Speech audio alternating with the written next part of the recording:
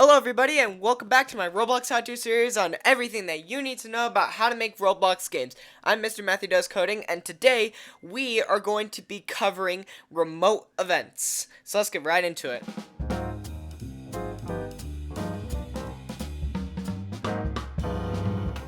Alright, so as I said, today's topic of discussion is going to be about remote events. So, first of all, we have to understand what a remote event even is. Essentially, what a remote event does is it'll send out a little message into the world via a script. And it is a physical object in the Explorer. Not something you can see, but it'll be in the Explorer tab. And you can fire it, which is what it's called, and then another script can pick up that remote event has been fired and do something based on that firing. So first of all, where do we put this remote event? We usually put remote events inside of replicated storage. That's just a kind of good place to generally put them, because replicated storage, if I haven't said this previously, I don't think I have, but replicated storage is essentially kind of like a bridge between the client and the server, so both the client and the server can access the replicated storage. So let's click on the little plus here, and let's click on remote event. So now we have a remote event here, and let's just name it change color. We'll do that. So there we go, we have change color. So by that logic, this remote event, when it's fired, something will pick up on it and change something like a color, the color of a part. So let me get in a part that we'll be working with, and we'll just do this, anchor it, maybe give it a red color. Red's always a cool color. And then we can name it color changing cube. So now we have our color changing cube here. And now we need to do something with this remote event to change the color of this cube. So the way that I'm going to go about this is that we'll have a little GUI button on the screen, and when we click on it, then it'll change the color of this. And I have videos on GUIs and everything covering them. They're really long videos, so I understand if some of you don't want to sit through all of it, but you can skip to different time frames in the video. I'll leave them in the description below, part 1 and 2. Part 2 covers the coding. So let's create a GUI real quick. And start a GUI, hit the plus. For the ones who haven't seen those videos, I'll briefly go over what this stuff is. So in starter GUI, we need to add in a screen GUI. And that's like it's the way that we can add all these different buttons to our screen. And then we click the plus, and then we can have all these different options. I'll go with a text button to start with. And I'll just leave it basic. I won't customize it like other times. But I will change its color to be a bit more appealing, like a light blue. And then maybe the text color can be white. And the text will be change color of cube. Alright, so we have this button now. And inside of this button, we want to add a local script, because with local scripts, they deal with client-side stuff, and GUIs are all on the client. By the way, don't worry about these. This is just a sizing thing from a plugin. So inside of here, let's define our button. So local button equals script.parent. Pretty simple enough. And then we want to detect when this button is clicked. So button dot mouse button 1 click. That's how you detect that it's been clicked. And then let's connect it to a function. So now we have this, and we want to fire this remote event to change the color of this cube.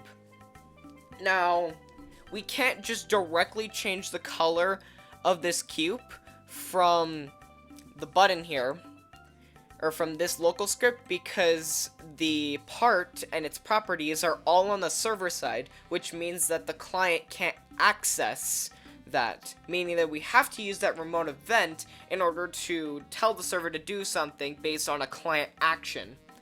So we need to define our remote event. So let's create another variable up here at the top. Local remote event equals game.replicated storage, because that's where our remote event is stored, dot change color. There we go. And then we can do remote event : fire server. There we go. So this will fire the remote event, and any server script that is listening for that event to go off will detect it. If there's a client-side script that's listening for this, it won't fire because it's only doing it to the server. So now we can go over to our color changing cube, hit the plus, and insert a script. So this script is going to be listening for a remote event, which is this one right here, change color. So let's define our cube, which is script.parent, and let's define the remote event as well. We can actually just copy and paste it from here. Control C, Control V. There we go. And now we do remote event dot on server event. So on the event that it fires to the server, which it does here, we'll connect it to another function. And inside this function, we'll change the color of our cube. And we can even make this a little bit more fun, I guess, so that every single time we click the button, it'll change it to a different color. Or you can just have it do one color, so you can just put cube.color equals color3.new, and then you could just have it be purple. And every single time you hit the button, it'll just be purple and stay purple. I'm gonna add a little bit of an extra thing to it, and that involves tables, which I covered in a previous episode.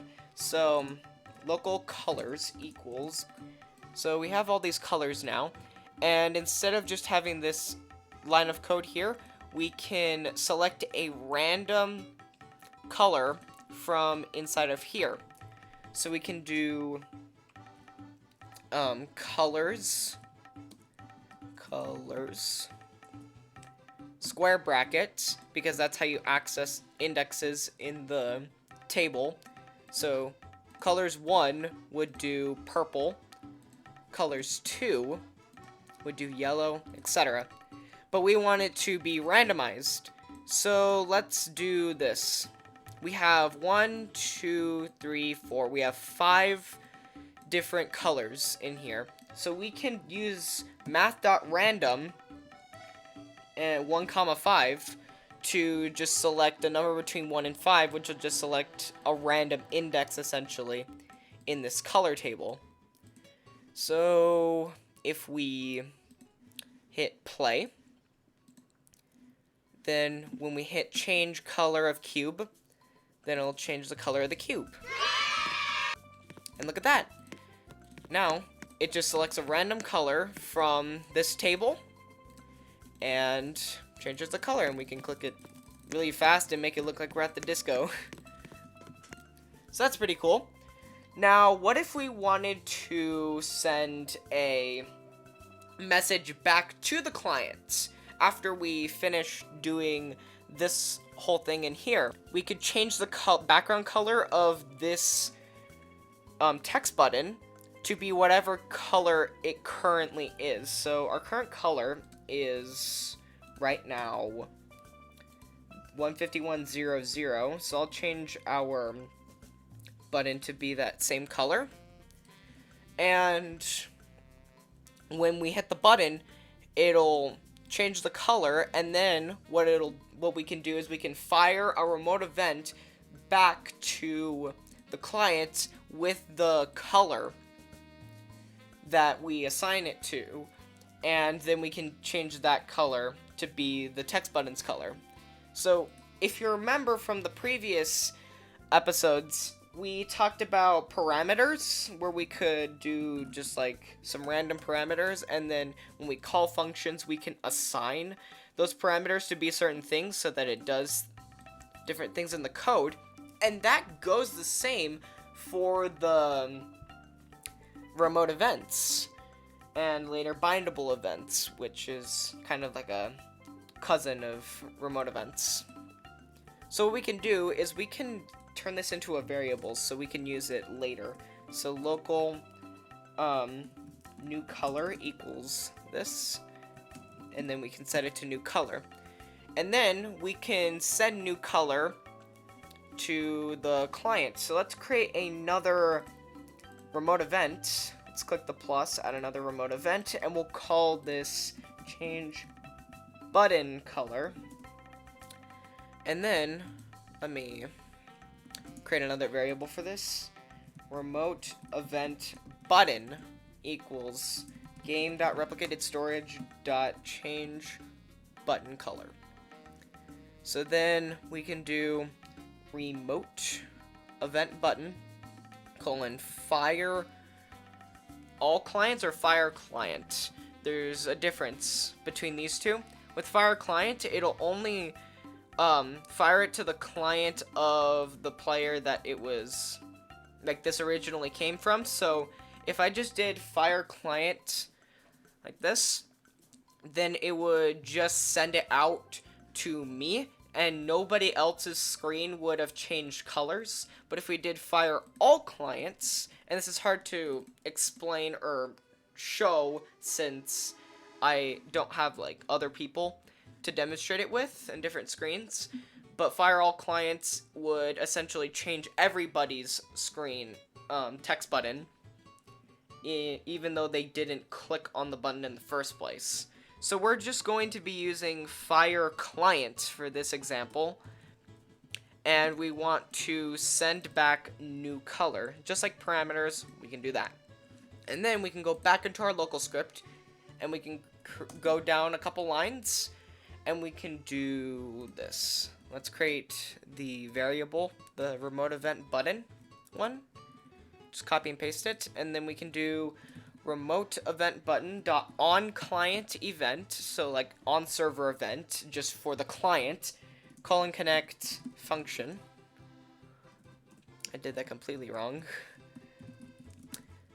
Connect function, there we go.